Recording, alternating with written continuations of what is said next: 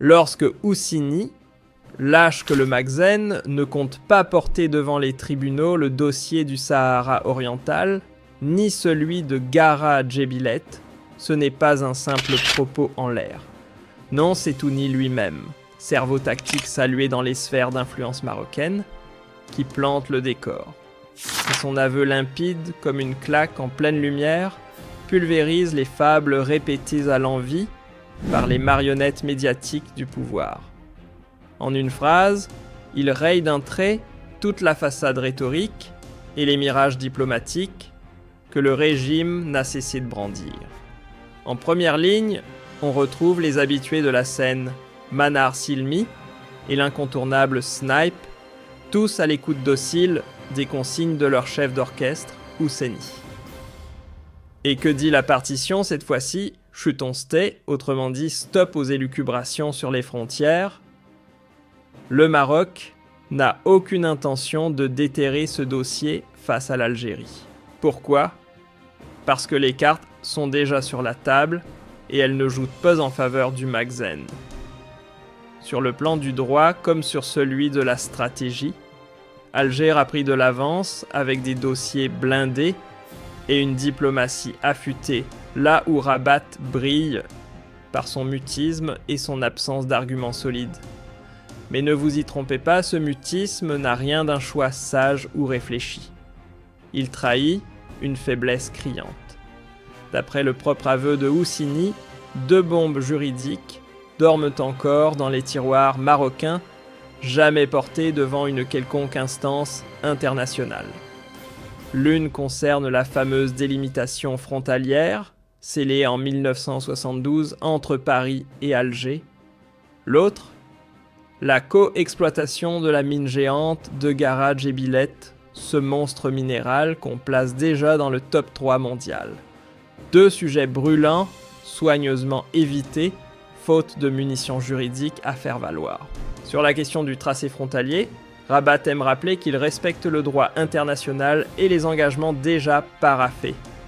D'ailleurs, Hassan II et Boumedienne avaient bien apposé leur signature sur l'accord de délimitation en 1972. Pourtant, c'est précisément l'étape suivante, celle de la ratification, qui expose au grand jour l'embarras marocain, une incapacité chronique à assumer pleinement un accord pourtant signé de sa propre main. Du côté algérien, toujours selon la lecture marocaine, les choses ont été pliées. En un temps record, le Parlement d'Alger aurait validé le texte dès 1973 ou 1974, tranchant sans tergiverser. A l'inverse, à Rabat, la machine institutionnelle s'est enrayée. L'accord fut laissé en sommeil pendant près de 2 décennies, au point que Hassan II ne le présenta aux députés marocains qu'en 1992, au sortir d'une période tourmentée 16 ans de conflit contre le Front Polisario et un cessez-le-feu imposé l'année précédente. Une lenteur qui en dit long sur le malaise politique entourant ce dossier. Le Maroc s'est retrouvé acculé, obligé de boucler le dossier frontalier après 20 ans d'attentisme, non pas par choix, mais poussé par un contexte régional tendu dont il n'avait ni le contrôle ni la paternité. En face, l'Algérie n'a pas traîné, elle a dégainé, tôt agi avec fermeté et respecté ses engagements sans trembler ni tergiverser. Et pourtant, malgré cette réalité actée, certains au Maroc ont tenté de réécrire l'histoire. Benkiran, ex-chef du gouvernement, a voulu faire croire que l'accord de 1972 n'avait jamais été ratifié. Il a été rejoint par quelques voix comme Ahmed Noureddine, qui dans une gymnastique juridique acrobatique, ont soutenu que l'accord était invalide sous prétexte qu'il aurait été orchestré par le général Oufkir dans le tumulte d'un coup d'État raté. Autrement dit, l'accord serait entaché d'illégitimité, une pirouette discursive pour éviter d'affronter les conséquences d'un engagement pourtant signé. Mais voilà le hic pour Rabat sur le plan juridique, le coup près est tombé. Tout est acté noir sur blanc. L'accord a bel et bien été ratifié, son texte publié officiellement, et le préambule ne laisse aucune place au doute. Hassan II et Boumedienne y apposent leur signature sans ambiguïté. Résultat, toutes les tentatives marocaines de faire passer cet accord pour illégitime s'effondre comme un château de cartes. Côté algérien, on avance tranquillement car la frontière est déjà réglée. En revanche, Rabat privé du moindre levier légal, se contente d'agiter des slogans sans poids. Mais l'épine la plus brûlante dans le pied marocain, c'est le fameux dossier de Gara Djebilet, un gisement de fer titanesque, présenté comme l'une des 3 plus grandes réserves de la planète. Le Maroc, pour sa part, clame que le tracé frontalier aurait dû être conditionné à un accord de partenariat, impliquant la création d'une société commune pour exploiter la mine durant 30 ans. En gros, ce minerai leur reviendrait de droit historique, car la zone ferait partie de leur ancien territoire, et l'exploitation conjointe aurait été, selon eux, une passerelle vers plus d'unité maghrébine. Une belle narration, mais juridiquement bancale. Selon la lecture marocaine, tout était censé aller ensemble, peu de frontières fixées sans l'accord d'exploitation minière, un pacte diplomatique, en quelque sorte. Mais côté algérien, on ne partage pas ce scénario.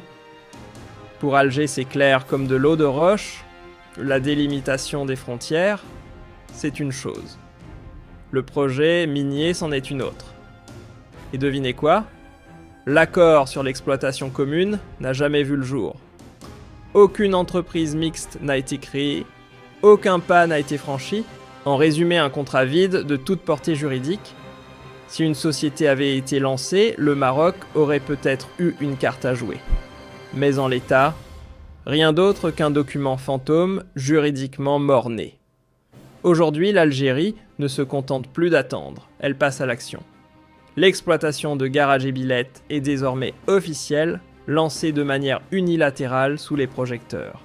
Et selon les mots mêmes de l'intervenant, c'est ni plus ni moins qu'une claque diplomatique adressée à Rabat. Car même si les papiers de l'accord dorment encore dans des tiroirs, le Maroc reste paralysé, incapable de réagir encore moins, d'invoquer un arbitrage international. Une démonstration éclatante de son impuissance.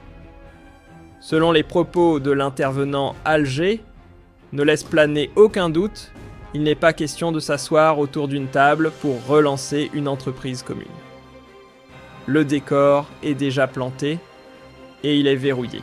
Entre frontières closes, robinets de gaz coupés et dialogue diplomatique en coma profond, tout projet de coopération est d'office hors jeu. La seule chose encore debout, c'est la ligne de démarcation. Et le silence obstiné du Magzen. Un silence que certains voudraient voir comme calculé, mais qui en vérité respire surtout l'impuissance crue. Et cette faiblesse n'est pas une hypothèse, elle s'inscrit dans les faits. Le passé juridique du royaume en dit long. Plusieurs entreprises étrangères ont déjà eu gain de cause face à l'État marocain devant des tribunaux d'arbitrage. Une firme espagnole, par exemple, s'est vue dédommagée à hauteur de 400 millions d'euros. Et la fameuse société saoudienne Samir aussi a traîné Rabat dans les couloirs judiciaires internationaux. Face à de simples entités privées, le Maroc s'est montré vulnérable. Alors imaginez la panique face à un État structuré comme l'Algérie. Tout ce vacarme marocain autour du Sahara oriental de Tindouf, du fantasme du Grand Maroc, ou même de l'énigmatique Nouter, n'est en réalité qu'un feu d'artifice médiatique sans fond. Un spectacle sonore pour masquer le vide stratégique. D'après Husseini, un minimum de lucidité impose de tirer le rideau sur cette pièce de théâtre, surtout après que Rabat a proclamé, avec fracas, la supposée clôture du conflit au Sahara occidental. Dans les faits, le Magzen ne veut pas toucher à ce dossier trop lourd, trop risqué et surtout trop coûteux. Au final, seuls 2 dossiers restent tangibles, 2 et pas un de plus. Le premier, l'Arja, dont on ne trouve aucune trace dans les communiqués officiels marocains. Le second, Gara Djebilet, l'éléphant dans la pièce, dont personne à Rabat ne veut parler. Ni Ilalé, ni Bourita. Leur silence n'est pas diplomatique, il est révélateur d'un désarmement total. Pendant ce temps, le Magzen préfère agiter le chiffon rouge en soutenant à demi-mot les mouvements séparatistes kabyles. Une diversion qui en dit long sur son malaise profond et ses limites réelles.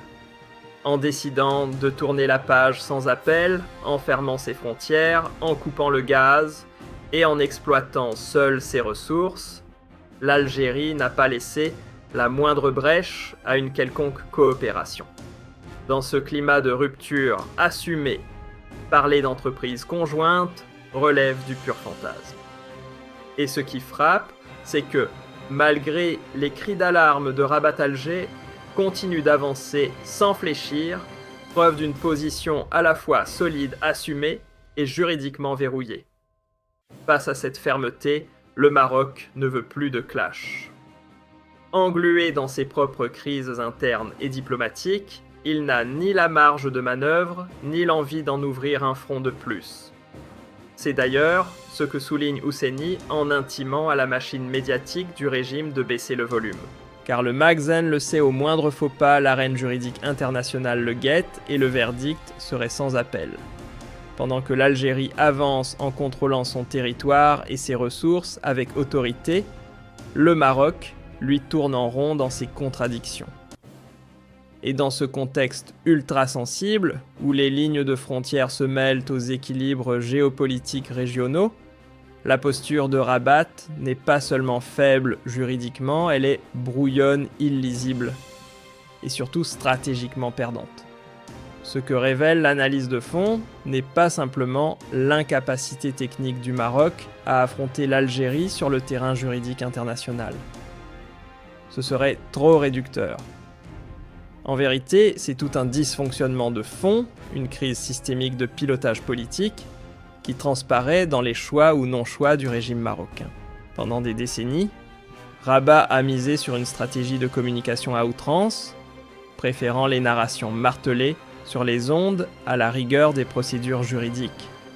Mais cette arme de substitution, la guerre médiatique, arrive aujourd'hui à bout de souffle.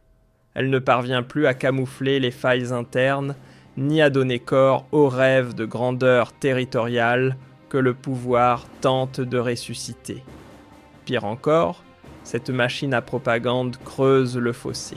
Entre les slogans en boucle sur les plateaux télé et la dure réalité d'un État en perte d'outils concrets, l'écart devient abyssal.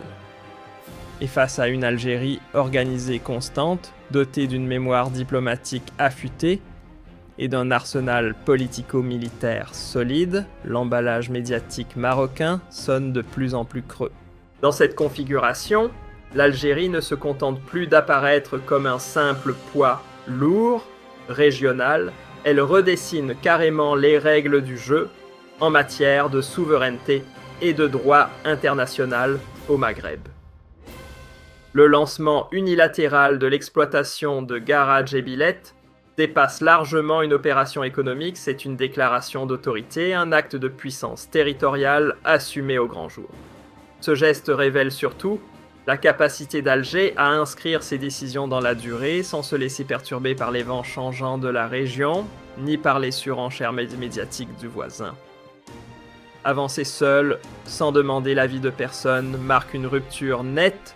On passe d'une diplomatie prudente, presque conciliante, à une doctrine de souveraineté pleinement affirmée.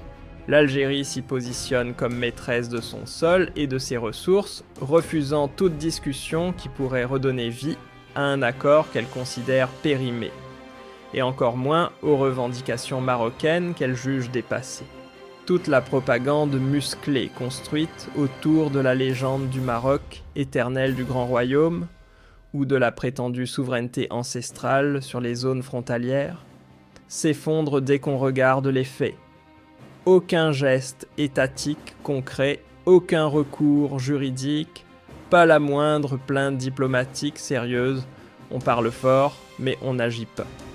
Et c'est précisément cette fracture entre le récit flamboyant et l'absence totale d'action institutionnelle qui incarne le naufrage stratégique de Rabat. Le Magzen lui a beau donner la parole à ses relais les plus bruyants, il n'a jamais réussi à donner une ossature juridique à ses grandes envolées.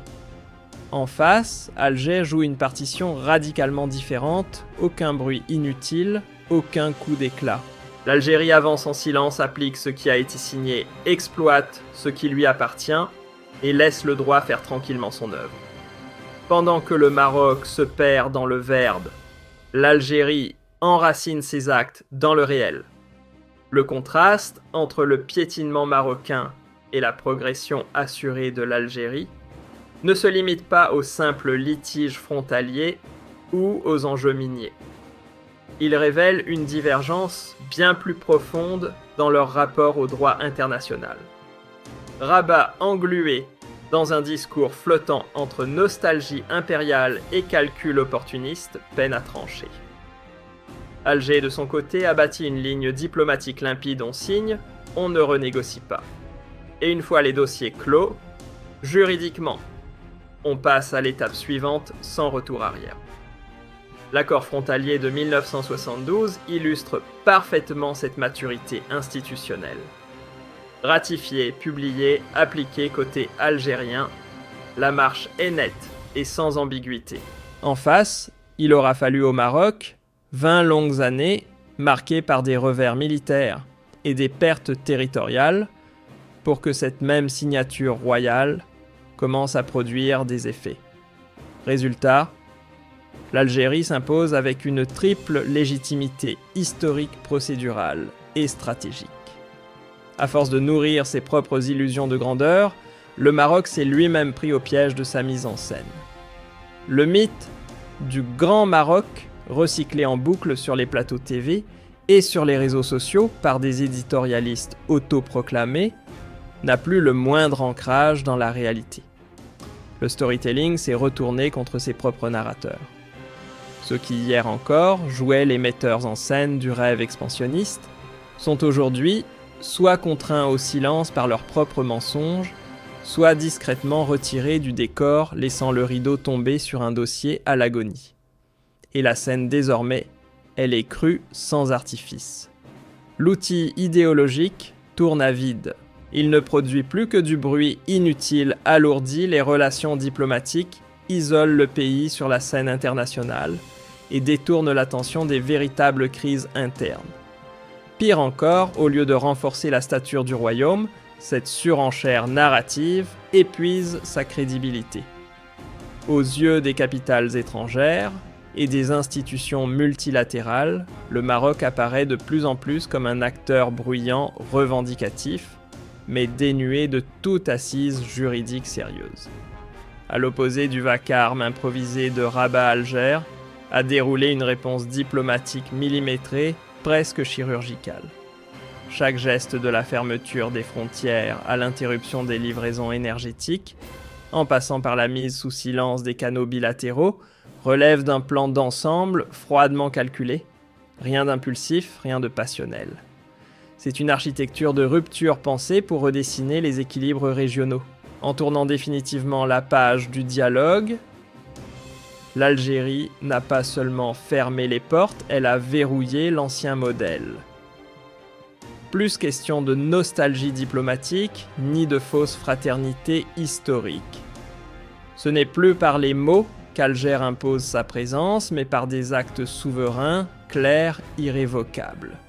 Dans cette nouvelle phase géopolitique, le pouvoir ne s'affiche plus sur des cartes réchauffées ou dans des slogans martelés, il se mesure à la robustesse institutionnelle, à la mise en œuvre concrète des décisions et à la capacité de faire passer un traité du papier à la réalité. Face à ce basculement géopolitique, le Magzen n'a plus d'autre choix que de repenser entièrement son langage diplomatique. Exit les cartes imaginaires, les récits enjolivés et les symboles d'un empire rêvé. Il va falloir atterrir, les lignes frontalières sont désormais figées, les accords ont été entérinés, les mines tournent sans lui. Et du côté algérien, inutile d'espérer un retour à la table des négociations, encore moins à cette ancienne illusion d'une exploitation conjointe ou d'un partenariat énergétique bilatéral. L'époque des deals conditionnels est derrière nous. Ce qui s'impose, désormais, c'est une doctrine assumée de souveraineté minière. Et cette rupture, loin d'être un simple ajustement technique, marque un tournant politique majeur pour tout le Maghreb. Les États, désormais, ne traitent d'eux plus sur la base de souvenirs glorieux, mais selon les règles. Ce n'est plus le fantasme qui dicte l'agenda, mais l'irréversible. Une vérité crue que Husseini semble adresser à son propre camp comme un dernier appel à la réalité. Toute stratégie qui flotte sans ancrage dans le droit international est vouée à s'évaporer comme un discours sans fondation. Sans texte signé, sans acte concret, sans ratification ni exécution, il ne reste qu'un récit sans colonne vertébrale. Et c'est là que Rabat a trébuché, il n'a pas seulement laissé filer l'avantage juridique, il a perdu la capacité à faire coïncider sa parole avec ses actes. Le décalage est devenu béant. Pendant ce temps, Alger a avancé avec une constance redoutable, sans cri, sans clash, sans fanfare. Elle a conquis le terrain non pas avec des slogans, mais avec la loi, les machines, les documents ratifiés et une diplomatie silencieuse mais ferme. Résultat, double victoire. D'un côté, les dossiers frontaliers sont verrouillés définitivement. De l'autre, c'est Rabat qui se retrouve face à l'urgence de reconstruire sa diplomatie, non pas à coups de micro et de caméra, mais par le retour à une véritable architecture institutionnelle. Ce retournement de dynamique ne se limite pas à une simple bataille diplomatique, il redessine en profondeur les lignes de force de la stabilité régionale. Car une fois que le rideau de la propagande se déchire, il ne reste que les États capables de concrétiser leurs promesses, de faire de leur signature une réalité souveraine. L'Algérie, elle a fait ce pari, celui du concret, de l'irrécusable. Le Maroc lui en paie le prix fort. Et dans ce silence de plomb, où le Maghreb se voit contraint de retirer ses porte-voix et de ranger ses cartes rêvées dans le tiroir de l'oubli, le Maghreb entre dans une ère nouvelle. Une époque de réelle politique pure où les discours s'effacent, où la souveraineté ne se proclame plus, elle se prouve. Et où les frontières ne sont plus des lignes imaginées, mais des réalités gravées. Amen.